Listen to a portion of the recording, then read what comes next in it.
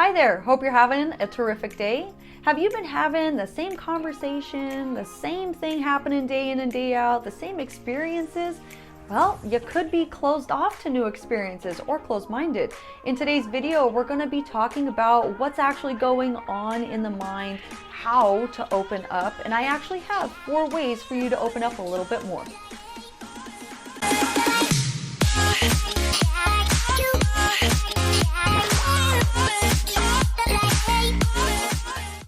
Hey there, and welcome to the Booksters Club, where we find daily inspiration from the books you love. Today's featured book is The Untethered Soul by Micheal Singer, and today's inspirational thought comes to us on page number 45. It says,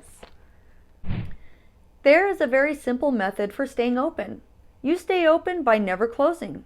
It's really that simple. All you have to do is decide whether you are willing to stay open or whether you think it's worth closing. You can actually train yourself to forget how to close. Closing is a habit, and just like any other habit, it can be broken. For example, you could be the type of person who has an underlying fear of people and tend to close when you first meet them. You could actually be in the habit of experiencing an uptight closing sensation whenever somebody walks up to you. You can train yourself to do the opposite. You can train yourself to open every time you see a person. It's just a question of whether you want to close or whether you want to open. It's ultimately under your control."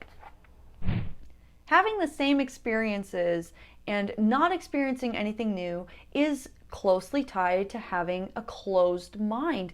If you have a closed mind, then all that you've experienced or believe is right is all that you're ever going to continue to experience. But when you have an open mind, then you're open to new experiences, you're open to doing new things, you're open to new ideas, which those new ideas are going to create a new you. That new you wants to experience new things. It's not even on your radar of what it is that you could possibly be experiencing in the future if you are experiencing open-mindedness. The limitations, there's just none. Who knows the kind of person that you'll wind up being. And that can be kind of scary to some people. However, if you can approach everything with, you can be open-minded, but I still get discernment. I can still choose between what's right and wrong. I can still have morality. I can still hold my values.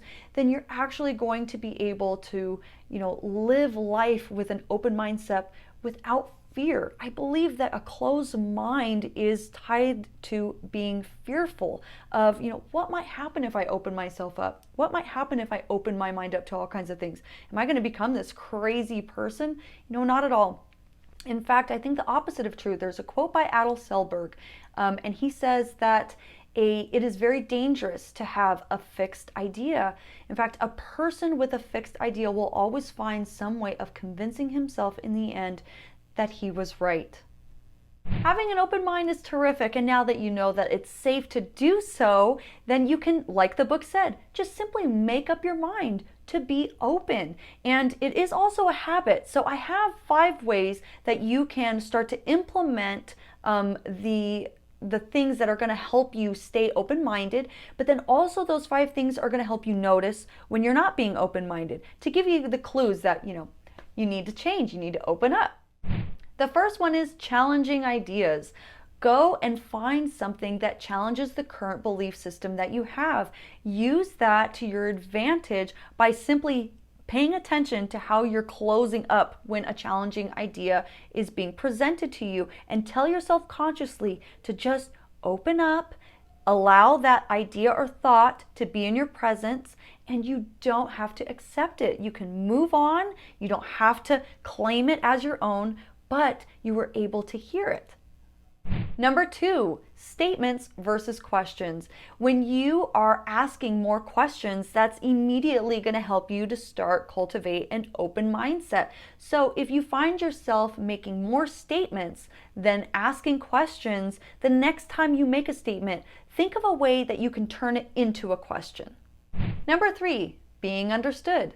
When you are more focused on being understood than understanding, then you're really all consumed with the ideas and the thoughts that you currently have, and you're really not interested in anybody else's opinion or perspective. So if you are finding that you are trying to get others to understand you, shift and try to understand others.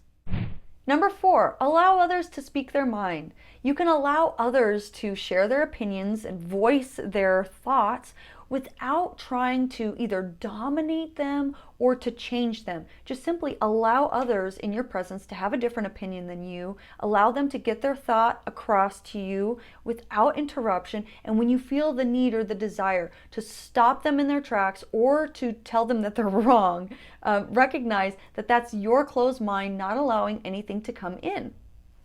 Number 5, uncross those arms.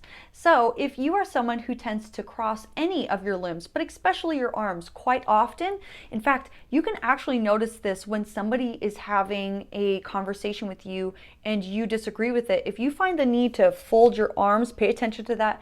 Or you can see that in other people. When you're talking to them about something that maybe they don't agree with and you see them close their arms, that's them telling you that I'm done listening to what it is that you have to say and I'm not letting anything in. In fact, there's a theory, it's called embodied cognition. And embodied cognition really means that your cognition is experienced by the whole body. It's reflected in your body, and that your body is showing what's happening inside of your mind. And so when you cross your arms or you fold your arms, you're protecting subconsciously, you're protecting your heart and your lungs, which are very important to you. And people tend to do this almost like it's like a comforting thing, like sucking your thumb. They tend to do this when they feel nervous, when they feel anxious, or when they feel threatened. They'll tend to cross their arms. But when you cross your arms, you're literally cognitively crossing your mind or closing your mind. So pay attention to the arm folding thing.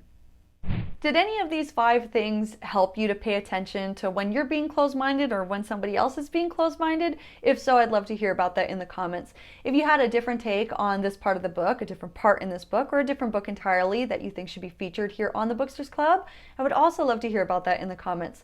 Thank you so much for clicking that like button if you liked this video or found it valuable. It helps to kind of pass it along. And don't forget to subscribe and ring the bell if you're new, because I post new videos just like this one every single day. See you tomorrow, Booksters. And close. Video, we're going to be talking about, going on inside there. What's happening? We're going to talk about that in today's. I have ways to get out of it, by the way. Open up a little bit more. Just tweak it a little bit. Did I say 4 or 5? I said 5, right? I said 5. Okay. It's just that simple.